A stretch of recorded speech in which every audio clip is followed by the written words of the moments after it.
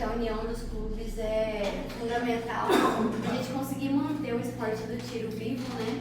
Indo contra tudo que tentaram fazer nesses últimos anos. A gente está nessa batalha aí para manter o tiro vivo, para continuar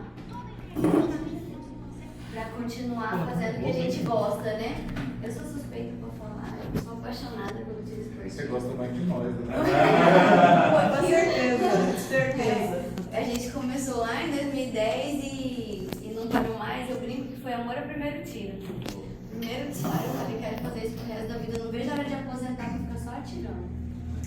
Aí, e assim, principalmente agradecer a presença de vocês. Vocês confiam no trabalho da gente, confiam no trabalho do Polon, por isso que vocês estão aqui. E em nome do Adriano, presidente do clube, eu sou vice-presidente, mais uma vez agradeço e vou passar a palavra para ele, que a gente quer ouvir. Obrigado. Obrigado, Adriano. Obrigado, Verônica. Obrigado a todo mundo que está aqui. E realmente esse é o espírito. Eu acho que se tem um clube no Brasil que pode traduzir o sentido do nosso trabalho, é o clube de vocês. Tinha tudo para fechar, o pessoal estava entregando, então eu não peguei por paixão, por coração mesmo, porque não pode fechar. Esse é o espírito, é a resiliência. É isso que eles não sabem a nosso respeito, e é aí que a gente assusta essa turma, porque o tiro sempre foi marginalizado no Brasil, infelizmente. Mesmo quando era mais permissivo, antes de começar a onda desarmamentista, que vem lá com o Fernando Henrique, do PSDB, e aí as pessoas não entendem por que eu tenho problema com o PSDB. Não é nada a ver com o PSDB aqui do Mato Grosso do Sul, não. Meu problema com o PSDB é o PSDB nacional. Quem trouxe o desarmamento para o Brasil foi o Fernando Henrique Cardoso, a partir de 1997.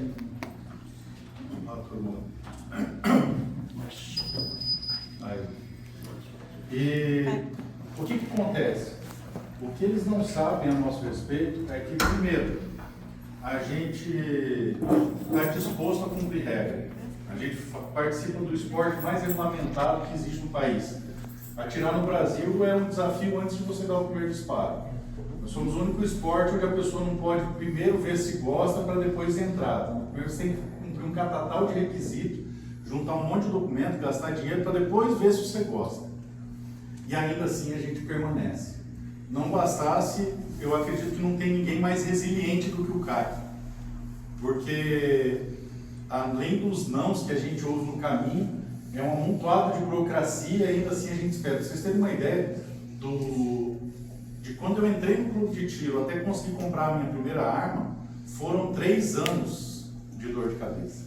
3 anos de papelada, eu com as armas compradas, tudo pago, e 3 anos ali passando. Então, nós temos um diferencial que foi o que assustou o povo do Mato Grosso do Sul nas últimas eleições, que eu fui o mais votado graças a vocês, que conseguiram irradiar. Ah, mas tem meia dúzia de atirador no estado. Só que essa meia dúzia conhece todo mundo. E é isso que eles não conseguiram enxergar, que a gente viu, porque nós temos várias diferenças do resto, assim, do normal. Primeiro, a gente é resiliente, a gente cumpre regra, a gente é disciplinado. Não tem nada mais, como que eu vou dizer, desconfortável você tomar um dequinho. Então você é acostumado com frustração. Você é acostumado a você pegar e ir lá tudo equipado e na primeira pista seja na hora. Isso eles não estão acostumados.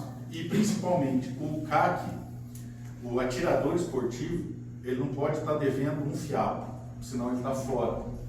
Então, a grande maioria dos praticantes desse esporte são pessoas que são referência no seu círculo comunitário. É o cara que é referência no cumprimento de lei, o cara que é referência no cumprimento de regra, o cara que é referência na sociedade como um padrão de comportamento para quem vive em sociedade. E isso impacta positivamente em vários outros quesitos. Então, nós somos formadores de opinião num nível que esse pessoal não está acostumado. A ponto de, em 22, a gente devia ter o quê? 5 mil CACs ativos no estado, que praticam mesmo, acho que menos até, né? Que praticam com regularidade. E acabou convergindo na maior votação para deputado federal do estado, graças ao trabalho de vocês. Eu comecei minha pré-campanha, eu decidi sair como pré-candidato numa reunião no Clube de Tiro Chapadão do Sul. A gente juntou 12 pessoas ali, eu falei, olha, eu estou com medo do confisco, o Lula está falando que vai confiscar, eu tenho medo de dar alguma zebra esse maluco aí entrar, e tanto ele quanto o Flávio Dino falando que ia confiscar. conversei com o Eduardo, ele falou que talvez seria interessante ter alguém dentro da Câmara que entendesse mesmo da legislação, porque a grande maioria lá a gente sabe que não para para estudar isso aí, a assessoria que faz do jeito que dá, e ele faz um monte de coisas que não ajudam, não agregam, né?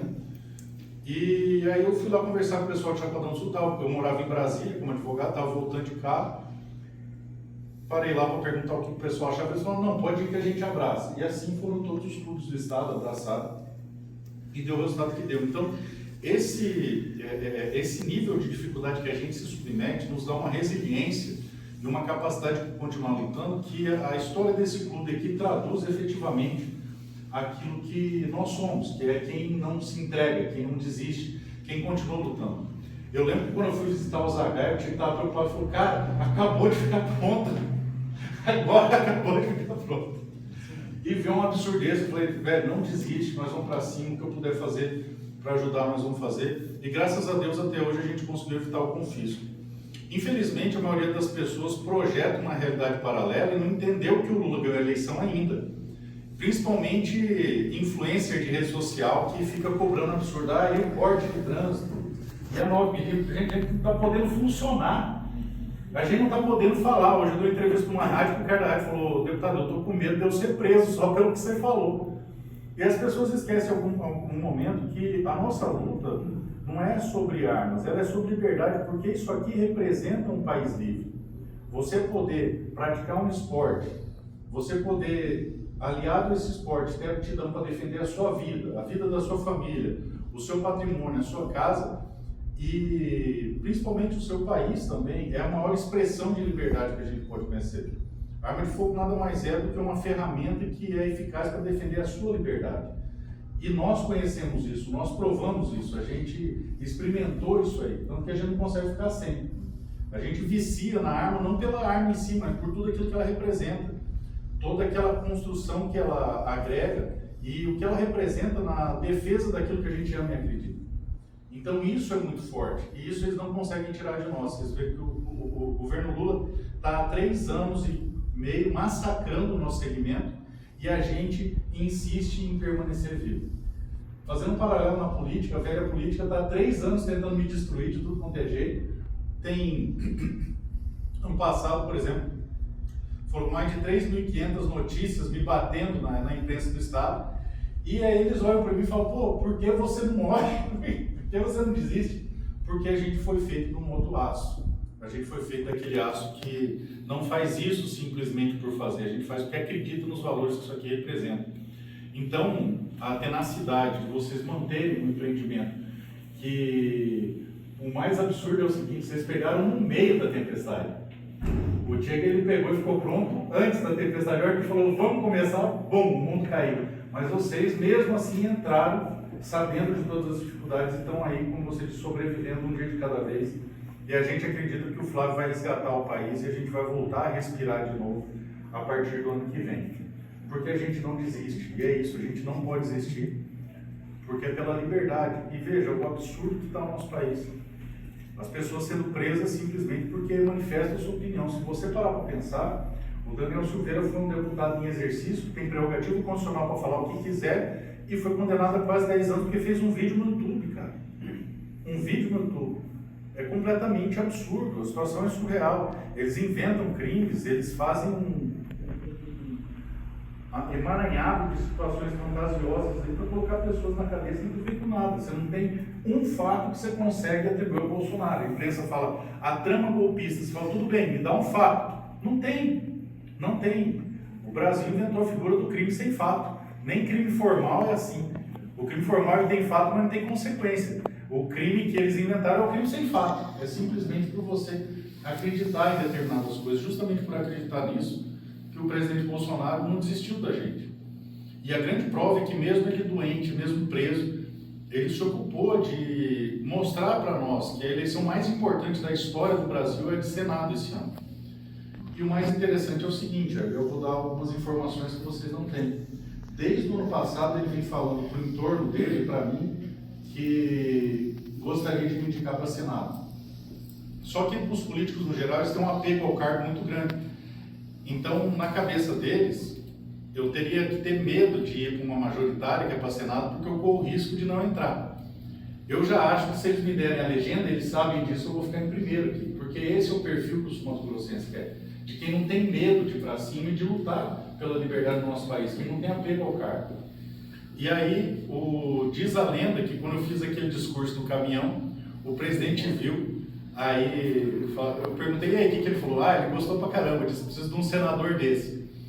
E aconteceu todas as desgraças que a gente viu, ele acabou sendo preso, acabou tendo tudo, os acontecimentos em outubro, já tinha falado, externado que queria que eu fosse para o Senado. E quando mudou a direção do PL, eu falei para eles, já que não tem espaço para mim, eu vou me posicionar como pré-candidato ao governo.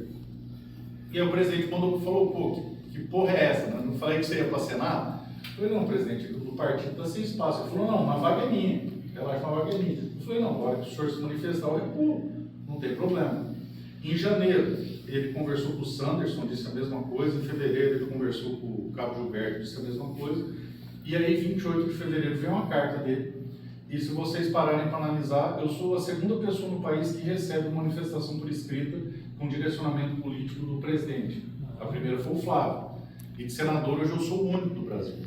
Mas o que acontece? O sistema sabe que eu não tenho rabo preso, o sistema sabe que eu não me vendo, o sistema sabe que eu não me curvo e sabe que eu não vou me entregar à velha política. E por isso eles estão fazendo absolutamente tudo para tentar fazer o presidente mudar de ideia. E ele disse que ele não vai mudar de ideia. Então a gente está nesse impasse. Eles não querem me dar a legenda e o presidente não quer recuar. Duas coisas podem acontecer. Eles simplesmente desprezarem o pedido do presidente, e aí não tem o que eu possa fazer, porque eles são donos do partido. Provavelmente eu vou decidir depois, talvez eu venha até a reeleição. Dizem as más línguas que eles não querem me dar legenda nem para reeleição, mas aí por lei eu tenho direito, então fazer uma campanha de reeleição sem recurso mesmo. Como foi da primeira vez, foi sem recurso, foi com a ajuda de vocês. Ou eles concordam com o que o Bolsonaro posicionou. E aí a gente vai para o Senado, é uma campanha bem mais difícil, bem mais pegada, mas eu acredito que com a ajuda de vocês e com o anseio das pessoas, a gente vai fazer a voz do presidente Bolsonaro se ouvir.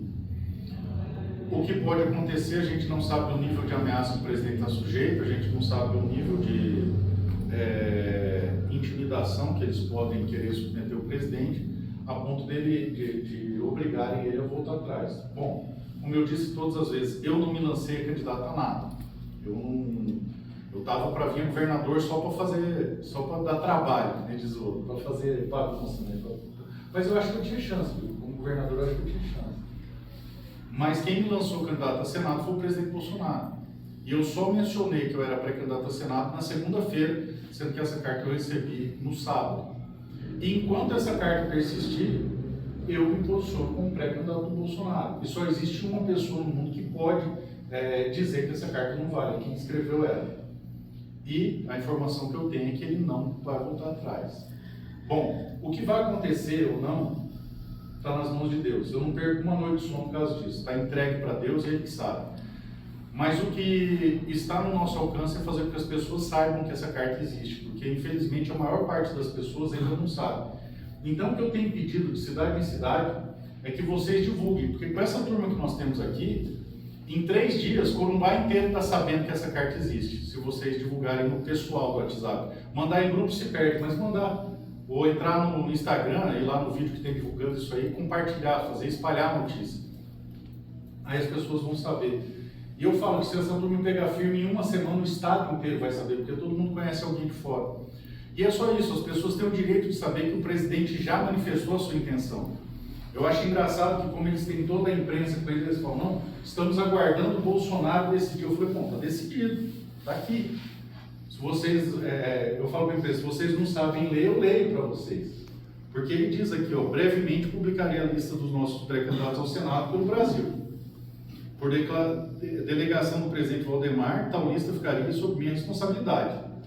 Adianto, ou seja, ele está antecipando algo que já que por Mato Grosso do Sul, pelo seu caráter, honra e dedicação enquanto deputado federal, o meu candidato será Marcos Polon, Senado Jair Bolsonaro, de 28 de fevereiro. Legal. E até agora eles fingem que isso não existe. O que me deixa mais chocado é o seguinte, gente, se viesse uma determinação clara do presidente para outro candidato, como eles estão querendo fingir que tem, vocês acham que eu ia me colocar contra o Bolsonaro? Porque quem se coloca contra a minha pré-candidatura não é contra o Polon que eles estão se colocando, é contra o cara que me mandou. Eu estou só cumprindo ordem. Aí o pessoal fala, não, você tem que recuar. Eu falei, recuar para quê? Não fui eu que me lancei a Senado. Quem me lançou foi o presidente. E outra, ele me lançou porque ele sabe que eu não sou covarde. Ele me lançou porque ele sabe que eu não me dobro. Ele me lançou porque ele sabe que eu não tenho medo do sistema. Então eu vou não só contrariar o presidente, como contrariar toda a minha essência, a minha estrutura, aquilo que eu acredito. Eu nunca arreguei por situações bem piores que essa. Agora, por causa de interesse político, eu vou arregar, mas nem na bala. Nem na bala. Só tem uma pessoa no Brasil que pode dizer. Agora, se eles vão me dar legenda ou não, aí já não é problema. Está nas mãos de Deus. O que eu falo para vocês? Nós temos que ser a voz do presidente. Porque essa prisão absurda e ilegal, ela existe com um motivo só. Impedir que o presidente fale. Porque se ele pudesse gravar um vídeo, ele é capaz de mudar a história do Brasil. Eles fizeram todo esse teatro, não foi para prender o presidente, mas foi para destruir a força política dele e não conseguiram. Agora, de maneira completamente absurda, calam o presidente. Você vê o Lula, o maior ladrão da história da humanidade, ele dava entrevista toda semana. Agora o Bolsonaro não pode, sem ter feito nada. Por quê? Porque ele sabe da força que o presidente tem. Então, o primeiro pedido que eu faço para vocês, com toda a humildade do mundo, é que divulguem a existência dessa carta. Expliquem para as pessoas que o presidente já definiu.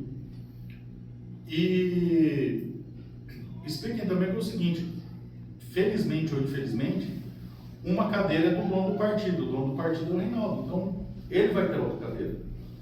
Então, a outra, ou é do candidato do Bolsonaro, ou não é. Não tem muito o que negociar com isso. Então, eu peço para vocês que divulguem essa mensagem, façam com que as pessoas saibam. E aí, se as pessoas vão aceitar, apoiar ou não, vão concordar ou não, aí já não é comigo, aí é com as pessoas. Mas o que eles estão tentando fazer com a gente é sufocar para não deixar a mensagem chegar.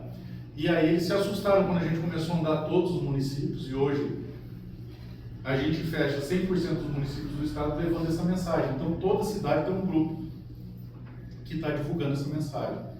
E é isso que a gente pede para vocês. A forma que eu vou conduzir meu mandato não é segredo para ninguém, é igual eu fiz com o deputado. Eu tenho orgulho de ter a certeza que eu me distanciei 1 milímetro do que eu falei que ia fazer. Eu fiz exatamente o que eu falei que ia fazer. E acredito que, como senador, a gente vai ter muito mais força e muito mais capacidade de defender aquilo que a gente acredita. Porque quem acompanha o meu trabalho sabe que a gente conseguiu passar um PDL na Câmara, ele parou no Senado. A gente conseguiu passar o 3723 antes de eu ser deputado na Câmara, ele parou no Senado. Porque quando na Câmara você tem alguém que efetivamente toca a pauta de armas, todos os outros correm atrás para não ficar para trás. No Senado a gente não tem sequer um que abraça essa pauta. Então isso mudaria completamente a história do acesso a armas no Brasil, porque você tendo um senador, os outros começam a se empenhar em fazer a mesma coisa. E por mais que os blogueirinhos de internet que não querem trabalhar, e criticar é muito mais fácil que trabalhar, e eles precisam garimpar engajamento batendo nos outros, você não tem nenhuma sugestão, você não tem nenhuma reclamação válida, é só simplesmente bater porque eles não querem fazer. Mas a gente que trabalha efetivamente sabe a diferença que isso faz, e o mais assustador é que a esquerda também sabe. Todas as ONGs de esquerda colocam o meu trabalho como sendo o trabalho que mais atua na pauta de armas na história do parlamento brasileiro. Tanto na proposição legislativa, quanto requerimentos, quanto providências que a gente tomou, quanto na questão dos discursos que a gente faz a respeito. Agora, muitas pessoas queriam que eu fosse lá fazer showzinho, ficasse lacrando e falando, mete bala em todo mundo, aquela xingação que vocês sabem. Eu não estou lá para isso. Quando eu entrei, eu sei que tem famílias que dependem disso aqui para viver. Então eu tive que fazer uma escolha. Ou eu mantinha o meu canal no YouTube, ou eu mantinha a relevância na internet, ou eu submergi e fazia o trabalho de bastidor. Porque se ficasse com a lacração, você quebra pontes, você constrói muros, você impede uma negociação básica para manter a existência disso aqui. Inclusive, o confisco não aconteceu por causa de intervenção do Arthur Lira. Nós não temos poder para fazer isso, a gente tem que convencer o pessoal que tem poder. E dentro dessa perspectiva, eu passei 3 anos e meio apanhando em silêncio o pessoal falando que o bastidor que não existe. Eu não trouxe aqui, mas eu já mostrei no YouTube algumas outras palestras e levei para alguns estados já. São 5 volumes dessa grossura de trabalho de bastidor que a gente fez, documentando os requerimentos, dá essa altura aqui de documento. Para vocês terem uma ideia, todos os requerimentos que saem na internet, o pessoal faz alarde, faz dancinha, faz barulho, todos, sem exceção, nós já fizemos antes. Porque a gente mapeia todos os dias os problemas que estão acontecendo e a gente já fez antes. Ah, mas por que você não divulga? Por uma razão muito simples. Se a gente divulgar, no Ministério da Justiça tem uma mulher que é secretária do Ministério da Justiça, que ela é CEO do Igarapé, e ela vai lá e bloqueia. Eu posso citar alguns exemplos para vocês que são bem marcantes. Por exemplo, a questão da renovação do CR. Foi a gente que conseguiu. Se a gente levanta essa leve, não tinha saído. O fracionamento do vencimento dos CRAFs. E agora a gente dividiu em 12 grupos e a gente quer jogar os 4 grupos que ficaram esse ano para o ano que vem. Foi a gente que conseguiu. Se tivesse alardeado, não tinha saído. A regularização do CIMAF para voltar a casa. Foi a gente que conseguiu. Se tivesse falado antes, não tinha conseguido. E o mais interessante é o seguinte: alguns colegas de partido trabalharam para passar um projeto desarmamentista, acho que era 4119, que deu um trabalho lascado. E todas as vezes que eu ia para a internet para falar que eu precisava de ajuda, o pessoal que queria passar falava, ele estava fazendo tempestade em copo d'água, não é assim que funciona. Moral da história, todos os dias que eu fiquei lá, e fiquei vários dias lá para impedir que pautasse, eu impedi que pautou.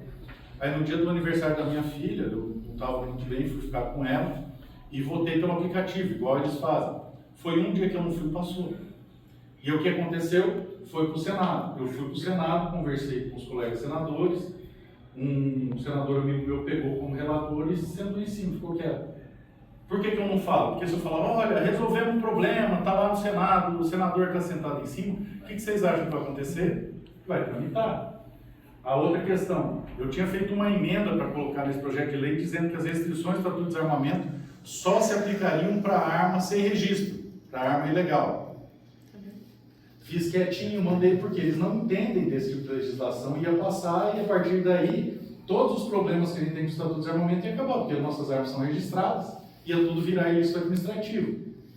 Aí o que aconteceu? Um colega pegou, descobriu o Brasil, fez vídeo, fez uma pirueta e tal, não sei o quê. Em questão de horas, a Michelle do Ministério da Justiça ligou para o relator e mandou tirar. Porque, infelizmente, muitos ali estão mais preocupados em lacrar, em gerar view, gerar engajamento, do que resolver o problema. E o que acontece? Os blogueirinhos, o pessoal da internet, fica batendo, por quê? Porque eles querem show, eles não querem que resolva o problema. Então, outra coisa que vocês podem me ajudar também é isso, quando o pessoal vier esculachar, encher o saco, vocês fazerem a defesa, porque quando eu não era deputado, eu podia mandar todo mundo para os seus devidos lugares. Agora eu não posso mais, agora eu tenho algumas restrições.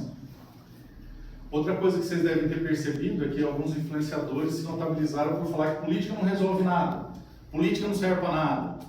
Agora a pergunta que eu faço é o seguinte: por que esses que falam que política não resolve nada, simplesmente só comentam os acontecimentos da política dia sim, dia também? A vida deles se resume a comentar o que a gente está fazendo. E segundo, não bastasse comentando os projetos de lei que eles acham ruins. Ora, se política não resolve nada, você está comentando política para quê? Não tem nenhum vídeo meu, palestra ou documento dissertando sobre a eficiência ou o lugar correto de você extrair a cabeça do bacalhau. Se você corta um pouquinho mais para fora ou um pouquinho mais para dentro. Por quê? Porque para mim isso me interessa. Ou se o verdadeiro caviar é o caviar daquele peixe russo lá, que eu esqueci, do esturjão, ou se o genérico também é bom. Isso para mim não muda nada.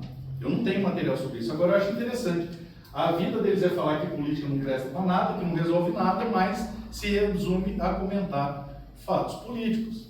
E o interessante é o seguinte: tem um rapaz que me conhece, tem meu telefone, na verdade todos me conhecem, tem meu telefone, nunca nenhum deu nenhuma sugestão sequer sobre o meu trabalho, mas queimar e depreciar sempre tem. Tem um rapaz chamado Samuel Couto, que tem um canal grande, e ele fez um vídeo depois de 3 meses que eu estava trabalhando numa restrição que o Exército impôs com um clube que estava acumulando clube e loja no mesmo prédio. Fazia 3 meses que eu estava trabalhando naquilo. Ele fez um vídeo, porque a gente já sabia que sexta-feira ia vir resposta falando, cadê os deputados que não fazem nada, cadê não sei o quê? No outro dia veio a resposta do meu trabalho. Vocês acham que teve vídeo falando, resolveu? Não, porque é só o hate pelo hate, porque é mais fácil bater. Nós conseguimos criar do nada a maior organização armamentista do Brasil, que é o ProArmas, do mais absoluto nada. Organizado em todos os estados, que mudou a legislação de armas por bastante tempo, que impediu o confisco e elegeu 17 deputados federais. Lógico, quase todos nos abandonaram, sobraram 2 que mantiveram a proposta, mas a grande maioria simplesmente nos abandonou depois da eleição. Normal, é do jogo.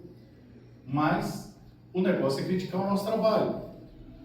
No entanto, amanhã às 6 horas da manhã vai acontecer um milagre, o sol vai nascer. Então, por que eles não fazem do jeito deles? Porque fazer dá trabalho, você vira vidraça. Tem um grande influenciador que é muito conhecido há muito tempo, que se ele sair candidato a deputado federal, ele ganha. Por que ele não sai? Porque ele sabe que não é tão fácil assim. Fácil é dizer que política não resolve nada. E por que ainda assim a gente continua? A gente não desiste, a gente não se rende? Por causa daquilo que eu falei para vocês no começo. A gente não gosta da arma pela arma. A gente gosta daquilo que ela representa e daquilo que ela defende. Todo mundo enche a boca para falar que nós temos que ter uma segunda emenda, mas não sabe nem por que ela existe. Ela existe, em primeiro lugar, para defender a liberdade. E o ápice da liberdade é a liberdade de expressão, porque você só é livre no país se você pode falar o que você pensa, o que você quiser. Porque todas as ações começam no pensamento e depois se transformam em palavras, e depois se transformam em atos. E para quem é cristão isso é muito nítido, você vê que tudo foi criado pela palavra. A palavra é o grande catalisador. Então se você poda a palavra do povo, esse povo não é mais livre. E a segunda emenda ela existe para proteger a primeira, para defender a liberdade do povo. E é justamente pelo amor à liberdade que a gente gosta de armas. E quem entende isso nunca mais vai ser refém desse povo que vive de manipular e tornar as pessoas escravas do seu poderio ali. E é justamente por causa disso que a gente não desiste. Porque o que eu faço hoje não é por causa de um projeto, é por causa de um propósito muito nítido. É pela liberdade dos nossos filhos e dos filhos dos nossos filhos. É para ter o privilégio que poucos homens vão ter no final da vida, que é poder olhar para os seus filhos e falar o que o seu pai poderia ter feito para que você crescesse num país livre, ele fez. Porque, infelizmente, esses que vivem de farmar lá aqui em cima do trabalho dos outros, simplesmente criticando, eles nunca vão ter esse privilégio. Porque, no fundo, quando eles deitam a cabeça no travesseiro, eles sabem que eles não constroem absolutamente nada. E para que a gente possa elevar isso para outro nível, para que a gente possa efetivamente impactar a legislação de controle de armas no Brasil, é fundamental que a gente tenha, pelo menos uma vez na história, um senador voltado para a pauta. Porque vocês viram que a gente conseguiu construir como deputado. Se vocês, para vocês terem uma ideia, nós já bloqueamos mais de uma centena, literalmente, de projetos de lei que inviabilizariam o tiro ou a caça de alguma forma. Ou na Comissão da Criança e do Adolescente, ou na Comissão do Meio Ambiente, ou na Comissão de Segurança. E isso aí não vira notícia. Por quê? Porque o nosso foco é para o resultado. Então eu peço a vocês que acreditem porque eu acredito. Eu acredito que vai dar certo, eu acredito que eles vão ter que mudar a legenda.